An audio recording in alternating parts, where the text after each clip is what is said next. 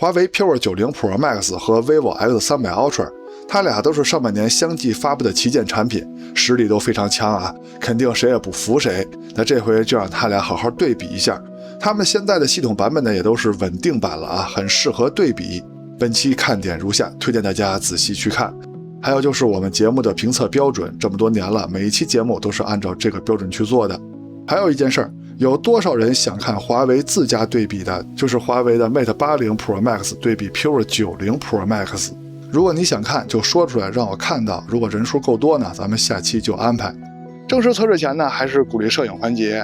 毕竟很多朋友响应我们的号召，积极的参与到摄影中来，在视频回复里边积极的投稿，非常感谢这些朋友啊！当然，更要感谢的是给我们节目点赞和加关注的朋友，这点对我们来说是非常重要的。那下面就看看本期的摄影环节有哪些网友的摄影作品入选了吧。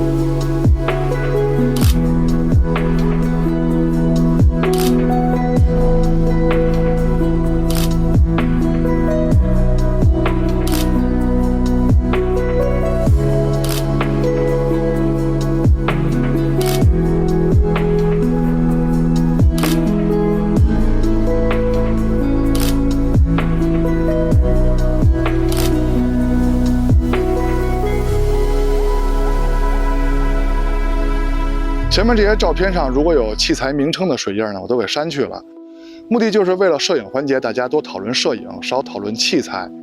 器材虽然分好坏，但是摄影不论器材，能成像的设备都能参与到摄影中来。欢迎收看 ZPH， 别忘了点赞和加关注支持我们啊！那么下面就来看看这两台设备的表现吧。两台手机后摄用来成像的镜头都是3颗，虽然说华为这边是4倍的长焦 ，vivo 那边是2.5倍的长焦，但是它们两个长焦的焦段呢是差不多的，因为 vivo 那边的2.5倍是相当于自己主摄的2.5倍，相当于其他手机，也就是华为这边的3.7倍。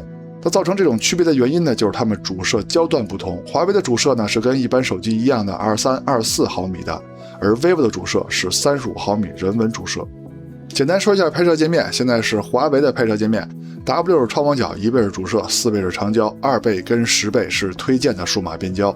这回对比测试，华为这边全程用的都是高质量模式，就是2500万像素的输出模式，因为 vivo 那边也有默认2500万像素的模式。现在是 vivo 的拍摄界面，现在界面里显示 0.6 倍、1.5 倍、3.7 倍这些数字呢，是按照其他手机的焦段换算而来的。这里呢 vivo 也可以显示成等效焦段，比如说24焦段啊、35焦段，也可以写成自己的1倍啊、2.5倍、6.7倍等，这些呢用户都可以自己设置。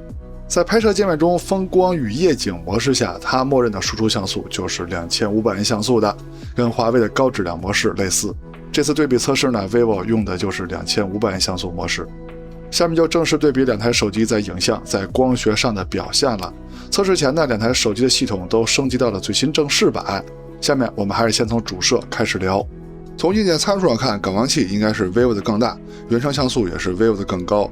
华为这边是有可变光圈技术的，在之前节目中也测试过，每一档光圈下它的成像表现都是很不错、很一致的，这期就不展开了啊。但是这两台手机的主摄最大的区别是视角的区别，是等效焦段的区别。华为那边等效24毫米， vivo 这边等效35毫米。从实拍样片上第一眼就能看到视角的差距，这是这两台手机最大的区别。那么颜色方面呢，尤其是绿色刻画上也是有些区别的，你们更喜欢哪边的效果呢？那如果现在直接对比解析力的话，那肯定是 vivo 那边的解析力更高，因为毕竟有焦段的优势嘛。在之前测试 vivo 的时候，就有人说，那这个时候你前后走一走，让两台主摄拍摄景物的大小差不多，不就可以一块对比了吗？其实是不行的。这样的话，两边照片中的透视差距就过大了。不过手机是可以变焦的嘛，现在看到的就都是等效24毫米的照片了。只不过这个时候华为还是主摄的照片，而 vivo 已经变成超广角数码变焦拍的照片了。那么这个时候在解析力方面是华为的更优秀。那如果都是等效35毫米焦段时候，华为这边就是主摄的数码变焦了，而 vivo 那边就是主摄的光学焦段。那这个时候解析力肯定还是 vivo 的更好。两台主摄都有高清模式，华为是5000万像素， vivo 是2亿像素。那么这个时候解析力肯定是 vivo 的优势更强，而且确实强很多啊。一个是焦段的优势，一个是像素的优势，也可能还有硬件的优势。镜组的光学质量，也就是边角画质把控方面呢，无论是左上角还是右上角，它们的水平都挺高的。那么 vivo 这边呢是等效35毫米的光学主摄，天生呢就有不错的边角画质把控能力。华为那边虽然说是24焦段的，但是它有可变光圈技术，在默认状态下它的光圈可以缩小到 F2 去成像，那么它的边角画质把控能力也是挺好的。再说超广角镜头，从硬件参数上说呢，肯定是 vivo 这边的更强，因为它是一颗主摄级的超广角。感光器肯定是 vivo 的更大，原生像素也是 vivo 的更高，光圈也是 vivo 的稍微大一些。看实拍样片，色彩风格方面两边的差异还是挺明显的，你们更喜欢哪边的效果呢？那么在中心解析力方面，这个就没有悬念了啊，肯定是 vivo 的更强。再换一个场景，成像的风格方面依旧是华为的更沉稳， vivo 的更亮堂。那么在解析力方面依然是没有悬念的，肯定是 vivo 的更强。两边的超广角都有高清模式，华为是4000万像素， vivo 是5000万像素。那么在解析力方面也是没有悬念的，肯定是 vivo 更好，而且这个差距呢相当的明显啊，这个就是硬件差距导致的。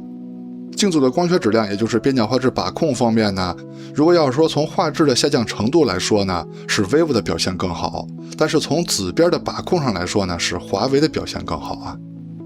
那再说中长焦镜头，长焦镜头的硬件参数这边呢，华为是4倍的光学镜头， vivo 那边呢是等效其他手机3.7倍的光学镜头，等效自己主摄2.5倍的啊。感光器尺寸是华为的更大。那对比样片呢，先从50毫米焦段开始看，它们都是主摄的数码变焦。在色彩风格方面，两边依旧差别是比较明显的啊，你们更喜欢哪边的效果呢？那么在中心解析力方面，两边就说是同一水平吧。现在就是长焦镜头的对比了，华为那边是4倍， vivo 那边是等效自己主摄的2.5倍啊，其实它们的焦段是差不多的。这个时候在解析力方面吧，如果仔细看的话，是 vivo 的更好。两边的长焦都有2亿像素高清模式，那这个时候在解析力方面，解析力其实是差不多的啊，但是从观感、从色彩上来说，我相信大家的判断是一致的啊，肯定是 vivo 这边更好。那么华为那边确实有些偏色了啊，不过别着急，后边还有 vivo 偏色的时候。现在是等效240毫米左右，也就是一般手机10倍数码变焦的对比，两边成片的色彩差距依旧是很大的啊。你们更喜欢哪边的效果呢？那么中心解析力方面，vivo 的更强啊。现在是等效720毫米左右，就是一般手机30倍超长数码变焦的对比。那么这个时候在解析力方面嘛，反正两边都靠数码计算，都靠 AI， 都靠猜了，就说半斤八两差不多吧。再看微距的对比，先看超广角拍摄微距的效果。拍摄方式就是用主摄慢慢接近被摄物体，系统就会切换到超广角，在数码裁切到主摄的焦段来拍摄微距。这个时候微距效果更好的是华为。这两台手机也都可以用长焦镜头来拍摄微距。那么现在看到的就是长焦微距的对比啊。那这个时候呢，只能看焦点部分啊，其实它们俩是属于同一水平的，因为长焦镜头拍摄微距景深太浅了，很多地方都会拍虚。你们可以理解为，只要跟焦点部分不在一个等高线上的啊，都会拍虚。现在是10倍数码变焦拍摄微距的对比，虽然说 vivo 那边写的是6.7倍，但是等效其他手机的10倍数码变焦啊。这个时候效果上居然是 vivo 的更好啊，可能华为那边我拍的有些失误吧，因为他们俩应该是差不多的。再看前摄对比，先看前摄自拍效果的表现。那这两台手机放在一起呢，一眼就可以看出来是华为那边更真实，因为华为那边几乎没有什么美颜，而 vivo 这边是有美颜的。是不是大家一听到真实这个词儿就觉得肯定是华为好啊？那如果真实就好的话，那发明美颜干嘛呀？发明美颜相机干嘛呀？是吧？拍完之后还修什么呀？所以说这两边哪边更好呢？大家可以想象拍自己的效果啊，你们觉得哪边更好呢？现在是前摄录像对比。哎呀，这两台手机放一块对比，你说默认设置下，它俩怎么拍的这么的？怎么说呢？华为那边是又亮又黄 ，vivo 这边是又暗又蓝，而且 vivo 这边的美颜还稍微有点假，反正两边我都不喜欢。在默认设置下，视角更宽广的是 vivo， 防抖更好的是华为。清晰度嘛，就说两边差不多吧。再说人像拍摄，拍了2个场景，一个是阳光直射的场景，一个是阴影下的场景。现在看的就是阳光直射的场景啊。那么这个时候从效果上来说呢，我更喜欢 vivo 的效果，有更喜欢华为的吗？也欢迎说出你的看法啊。现在就是在阴影下的拍摄效果了。从美颜上来说呢，这回是华为的更重了 ，vivo 看起来更自然了，跟前面前摄的效果反过来了。那如果从实拍效果上看，就我个人是更喜欢 vivo 的效果的。当然华为那边面部也非常精致啊，可能会比 vivo 更精致一些。有人更喜欢华为吗？欢迎说出你的看法。再看直出扩张度的对比，这项对比呢，看的是两台手机在直出的情况下，照片在后期能力的多少，就是在这些大光比的场景下，看看它们亮部跟暗部的细节呈现、细节保留如何。细节保留的越多呢，在后期能力也就越强。那么这两台手机都是旗舰机嘛，所以对他们要求也严格了一些。我选的场景都是非常难的场景啊，是难中之难的场景。可以看到，在大部分场景下，这两台手机的表现都是不错的，亮部跟暗部的细节呈现都没有问题。当然了，有些场景呢，两台手机都出现了应付不过来的情况啊。我不知道是不是因为这次测试我都采用了他们的高质量模式去拍摄的，高质量模式的像素更高，对 HDR 的压力，对多张合成的压力也就更大，有些场景可能算不过来。如果都用他们的默认设置，就是1200万像素输出的话，可能效果会更好。总之呢，它俩的水平呢，就说半斤八两吧，而且也都很强。再看夜景对比，作为旗舰机，它们两个在城市夜景的测试环境中，主摄跟超广角的表现都是非常好的，亮部跟暗部的细节呈现都很好啊，可以说做到了完美的表现。除了主摄的视角差距比较大以外，其他方面两边可以说没有什么差别啊。那么普通城市夜景的测试环境呢，咱们就快速过一遍就行了。但是到了比较昏暗的场景，区别就出现了。主摄在细节呈现方面还可以说两边差不多，但是超广角在细节呈现方面的差别是比较明显的。vivo 这边更强啊，这是硬件差距导致的。现在看到的是中长焦在城市夜景的对比。那么从等效50毫米左右的2倍数码变焦，再到它们的长焦镜头，以及再到等效10倍数码变焦的对比，它们的表现都可以说是比较接近的。不过来到难度高一些的场景呢，长焦镜头的表现就有差别了，亮部细节呈现呢是华为的更好。再来到更远的10倍数码变焦焦段呢，这个时候华为的颜色出现了问题啊，从观感上看呢，肯定是 vivo 这边更好。但是到了长焦镜头还能工作的最暗的一个场景呢，他们俩的表现又比较接近了10倍数码变焦的表现也是很接近的。来到真正的极暗环境，就要打开夜景模式了，看看极限环境下厂家的软硬件配合水平怎么样。那么第一个场景祖传神速，主摄的表现两边还差不多，超广角的细节呈现嘛，肯定是 vivo 的更好啊，硬件差距没办法。健身器场景还是非常极限的，主摄在色彩上来说呢，是华为这边的表现更好啊，这回轮到 vivo 偏色了，都偏紫了。那么细节呈现方面呢，还是 vivo 的稍微强一些啊。虽然说 vivo 的背景有些虚，这是因为它的主摄景深非常浅，背景虚化导致的。那么超广角在细节呈现方面的差距就实打实的存在了，这是硬件差距导致的啊，没法逾越。树林小路场景颜色方面依旧是华为的更好， vivo 依旧出现了偏色，而且这回在细节呈现方面，华为的主摄也不虚 vivo 了。但是超广角在细节呈现方面的差距嘛，依旧是非常大啊。vivo 的超广角就是主摄级的超广角，硬件差距没法逾越。那么最后最难的一个祖传神速 Pro 场景，颜色方面依旧是有区别的啊，还是华为的更好。那么主摄在细节呈现方面呢，两边就说差不多吧，反正华为是不输 vivo 的。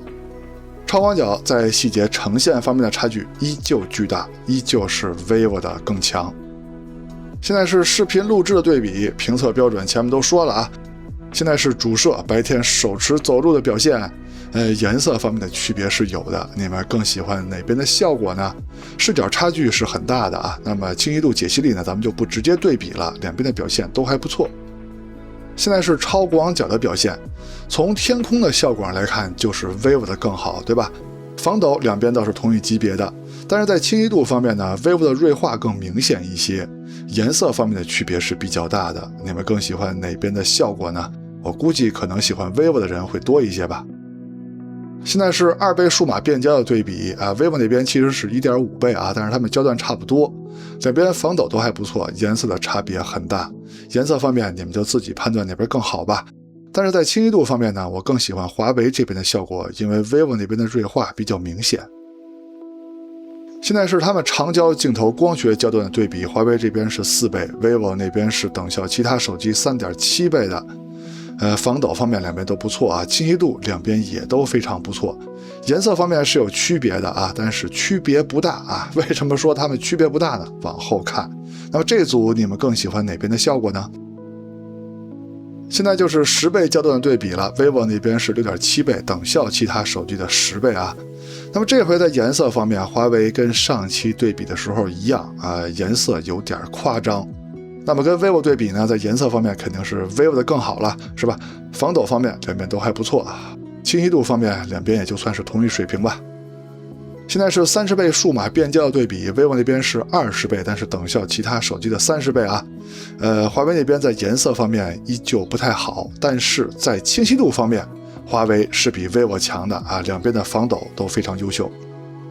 现在是主摄夜晚的录像表现，在清晰度和解析力方面都是华为的更好，只不过颜色方面两边的差别有点大，你们更喜欢哪边的效果呢？现在是超广角夜晚的录像表现，老实说华为那边的效果已经很不错了啊，但是依旧在清晰度、解析力跟防抖方面比不了 vivo 啊。vivo 这边的超广角确实有些强大啊，是在硬件方面比较强大。现在是长焦镜头的表现，华为那边是4倍 ，vivo 是等效其他手机 3.7 倍的长焦镜头，两边在防抖方面都非常不错，清晰度方面两边也是同一水平，就是画面的亮度啊、颜色方面是有区别的，你们更喜欢哪边的效果？现在是10倍数码变焦的录像对比，防抖方面两边都不错啊，但是在清晰度方面确实是华为的更强 ，vivo 那边不但清晰度没有华为高，而且噪点也比华为的重。又到了最后的总结环节了，咱们借着本期上榜的优秀摄影作品来聊一下两台手机的表现。那白天来说，主摄两边虽然说不是一类东西，但是综合来说呢，还是 vivo 的表现更好。超广角呢没有悬念，是 vivo 的更好。长焦的表现呢也是 vivo 的更好。那微距综合来说呢是华为的更好。前摄主要是风格的差别，那就让各位看官自行评价吧。那人像对比也是 vivo 的更好。夜景表现方面，城市夜景主摄两边是差不多的，超广角是 vivo 的更好，但是极暗环境、极限的场景，主摄的表现是华为的更好。长焦夜景的表现两边是差不多的。录像上，白天主摄跟超广角两边的水平是比较接近的。那长焦的色彩方面呢是 vivo 的更好，解析力呢是华为的更好。到了晚上，主摄是华为的更好，超广角是 vivo 的更好，长焦是华为的更好。那节目的最后，大家还是对这两台手机的工业设计，也就是这两台手机的长相做一个评价吧。如果你更喜欢华为这边，你就打1；如果你更喜欢 vivo 这边，你就打2。OK， 到结尾了，看完前面内容，希望在选择方面为您提供了帮助，也希望您能喜欢我们的节目，别忘了点赞和加关注支持我们啊！我们下期节目再见，拜拜。